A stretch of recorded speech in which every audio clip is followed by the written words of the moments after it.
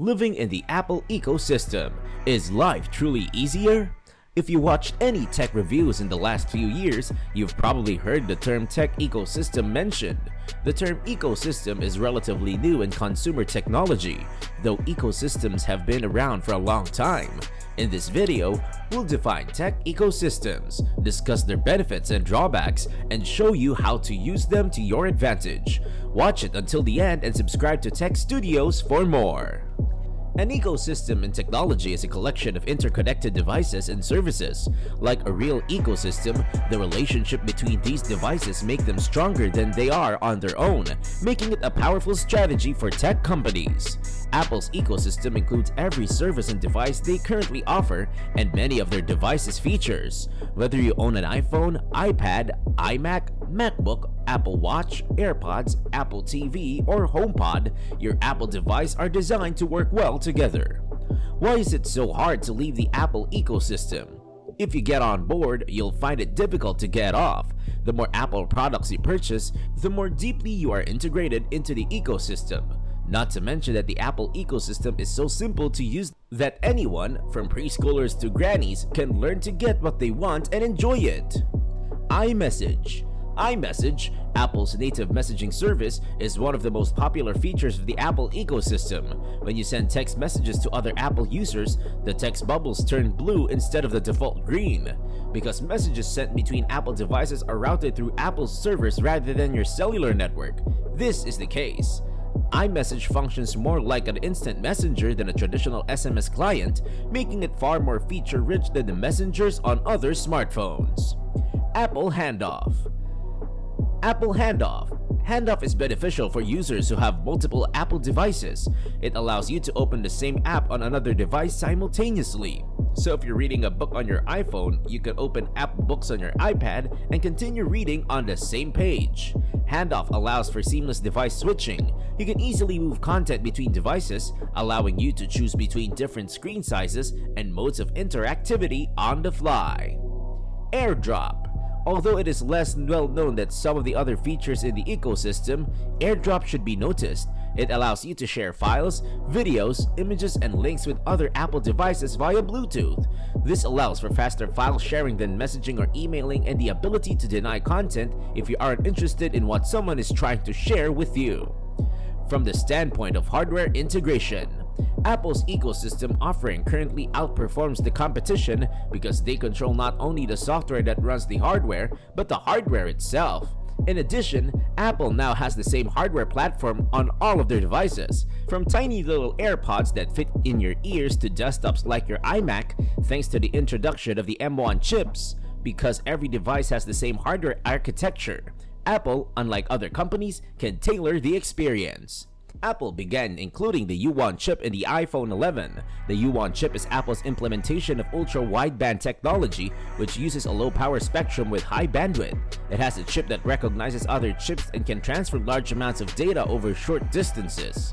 Since then, Apple has used the U1 chip in the HomePod Mini and the Apple Watch, and is expected to be used in more devices in the future. As a result, you have improved interactions between their devices. Hardware solution to workflow problems. One distinguishing feature of the Apple ecosystem is the use of a distinct workflow to complete tasks, whether as simple as transferring files from one design to another, or as complex as create a feature film from capture to editing and then accelerating such tasks with purpose-built hardware. Making and editing videos is a difficult and time-consuming task.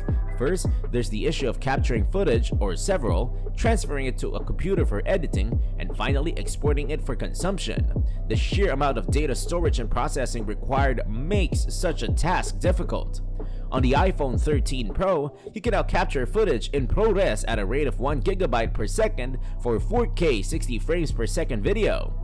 Fortunately, the A15 chip in the iPhone 13 Pro includes a ProRes accelerator to handle such demands. The footage is transferred to a MacBook Pro with M1 Pro Max SoC via AirDrop. That SoC has a dedicated media engine to handle streams of 4K 60 ProRes footage, and Apple has hardware-optimized Final Cut Pro. Leaving the Apple ecosystem is hard doesn't mean the ecosystem is perfect. Number 1, Apple customers devote more time and money to their devices.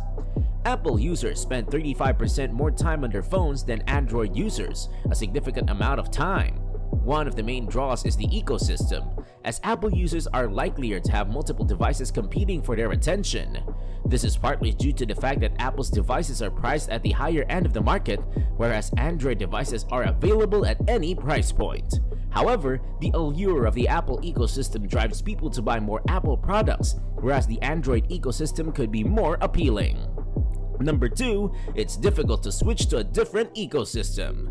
The Apple ecosystem is designed to entice you and keep you there. One of the primary means by which Apple accomplishes this is through iCloud. Messages, contacts, music, photos, movies, books, podcasts, notes, lists, calendar items, and reminders are all stored in iCloud. All of this is convenient when you're in the ecosystem, but when you're ready to leave, it adds a lot of weight to the sacrifice. Apple's hardware is yet another impediment to those considering leaving Apple's garden. The lightning cable for the iPhone and the MagSafe charger for the Apple Watch are proprietary charging methods used by Apple. Unfortunately, this means you won't be able to keep any of your cables when switching to another product line. Number 3, charging can be difficult. Charging cables are an odd part of the ecosystem that Apple likes to control, and they can be a surprisingly big problem for Apple users. Apple can control many peripheral devices its users purchase by not using standardized chargers on its smartphones, such as USB-C. As a result, Apple users have a collection of cables and devices incompatible with one another, let alone with other products on the market. For example, you can't charge your Apple Watch with the same wireless charger you use to charge your iPhone, and you can't charge an iPad Pro with the same cable you use to charge a standard iPad. Some AirPods can be charged wirelessly, but not all of them. Wireless charging has been available on the iPhone since 2017 and the Apple Watch since 2015. However, because each device uses a different wireless charger, you can't charge your iPhone with the same charger you use to charge your watch. The whole is greater than the sum of its parts. The Apple ecosystem goals are twofold. The first is to provide a better user experience as more Apple products are added. Controlling the entire technological stack allows you to unlock more features on each product that are only possible if you control the entire technological stack. The second point of contention is that it includes a vendor lock-in feature. This is referred to as Apple's walled garden by some.